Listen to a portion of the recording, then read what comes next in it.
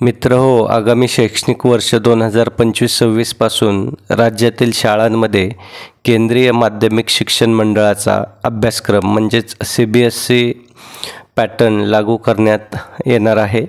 विद्यार्थ्यांची शैक्षणिक गुणवत्ता वाढावी आणि त्यांना राष्ट्रीय पातळीवर स्पर्धात्मक बनवण्यासाठी राज्य सरकारने हा निर्णय घेतलेला आहे।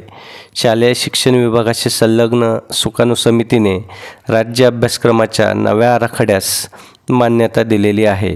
यावर्षी फक्त पहिलीच्या वर्गासाठी हा अभ्यासक्रम असेल, पुढील वर्षी दुसरी असा टप्प्याटप्प्याने हा अभ्यासक्रम लागू होईल। मित्रहो, राष्ट्रीय शैक्षणिक धोरण 2020 नुसार राज्यातील इयत्ता 3री ते 12वीच्या शाळांसाठी CBSE अभ्यासक्रमाच्या आराखड्यास सुद्धा सुकाणू समितीने मान्यता दिलेली आहे।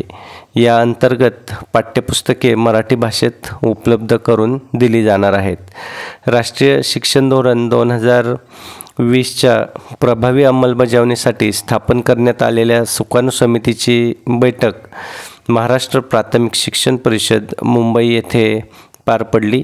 या बैठकीत शिक्षणाचा दर्जा उंचावण्यासाठी महत्त्वाचे निर्णय घेण्यात आले। शिक्षण क्षेत्रातील आव्हाने, भविष्यातील दिशा आणि धोरणाच्या यशस्वी अंमलबजावणीवरती सविस्तर चर्चा झाली।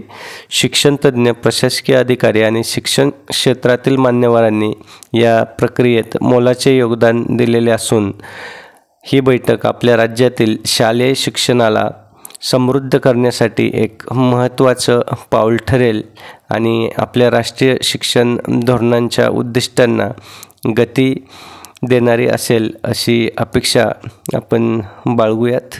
मित्र, व्हिडिओ आवडला असेल तर व्हिडिओला लाईक करा आणि जास्तीत जास्त पालकांपर्यंत आणि विद्यार्थ्यांपर्यंत हा व्हिडिओ शेअर करा।